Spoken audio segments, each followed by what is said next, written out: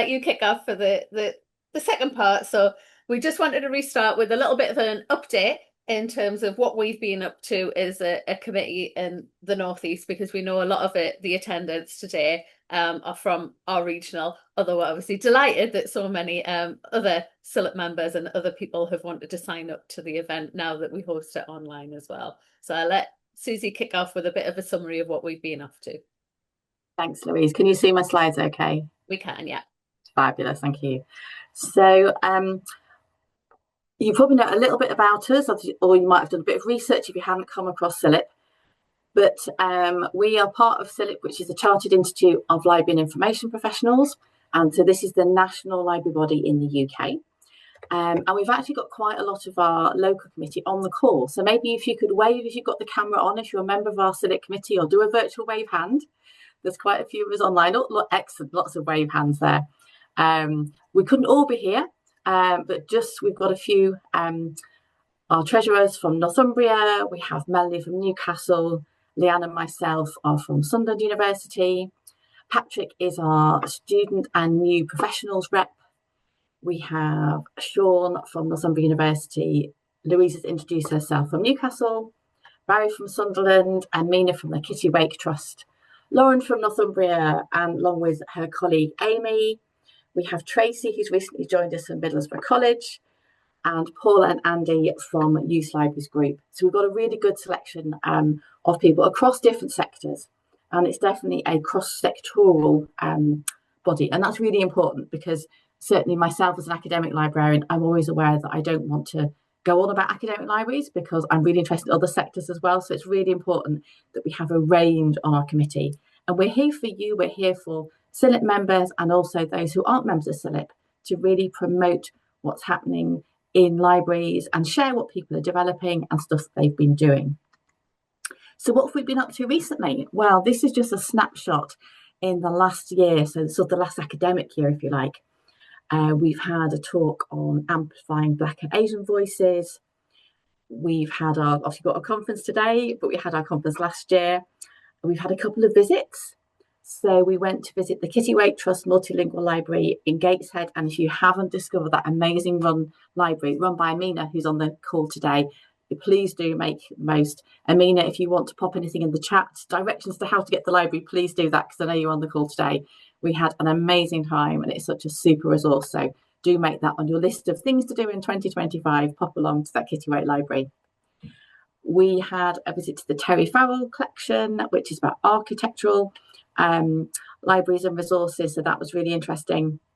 And then we have just in last month, we hosted an event at the University of Sunderland where myself and Leanne and Barry work, looking at analytics. So how we evidence what we do within libraries, looking at our Reading for Wellbeing collection, and looking at our big talk. So what we do for all of our events where we can, if we've got recordings of events, if they're online events, they'll go up on our website and our social media channels, or if someone's written up the event. And our event in April, two of our committee members have written up events that they're on our blog. So if you miss those events, you can go back and have a look. Part of what we also do is supporting the CILIP professional registration. So that's the ongoing professional CPD, continuing professional development of members of our professional organisation.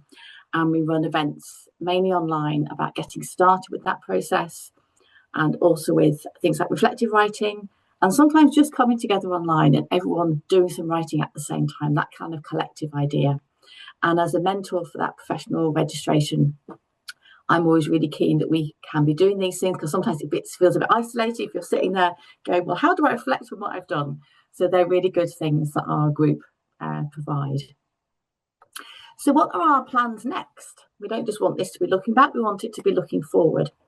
So we've obviously got our conference today and we're really thrilled as to how many people have joined us. But we're really interested to know what you would like us to do, you as our local members. So we're having an event planning meeting at the end of next month in June.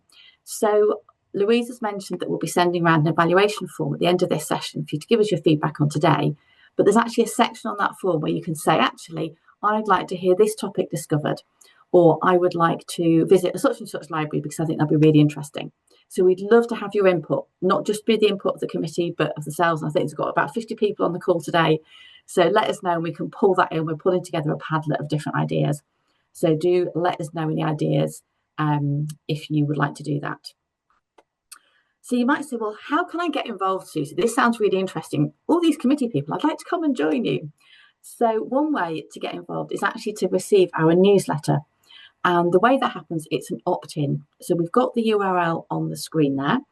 And that means that each time we produce a newsletter that I currently edit, that comes out once a month, you get to find out what we're doing. If we've had any write-ups about events, you'll get links to those, and you get a bit of a heads up about what's happening. So do make sure you opt in for that selection.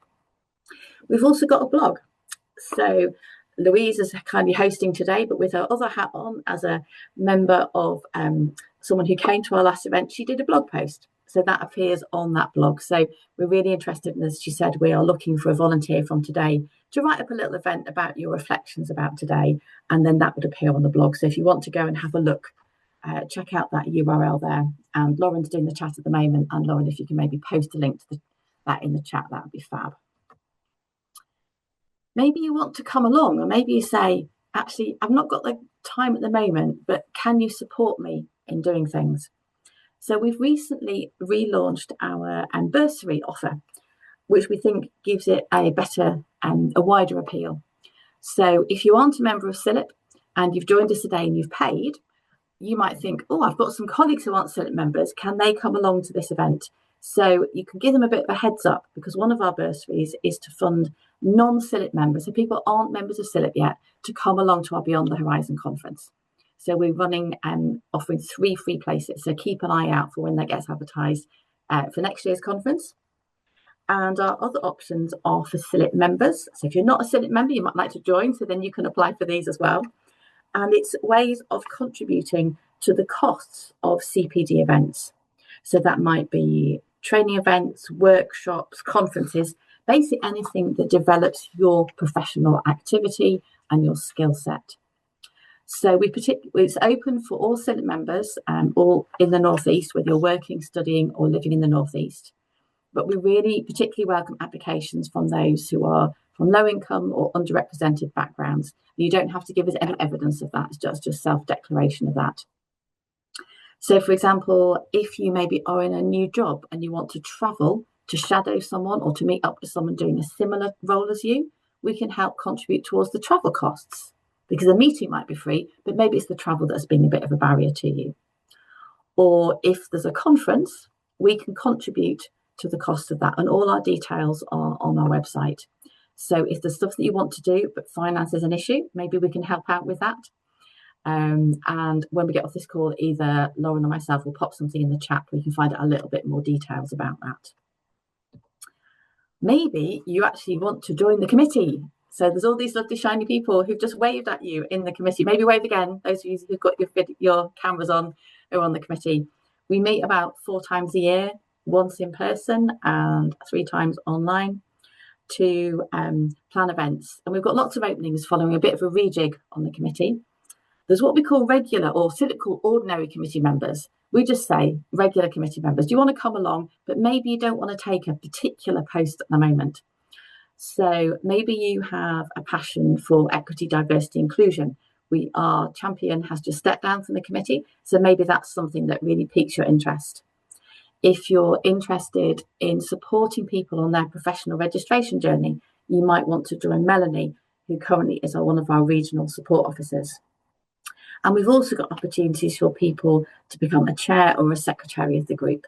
So if you're interested, all the details are on a website, or you can just drop us an email. We can always link you up with someone who's done that role before, just to give you an idea, so you kind of know what you're getting yourself into.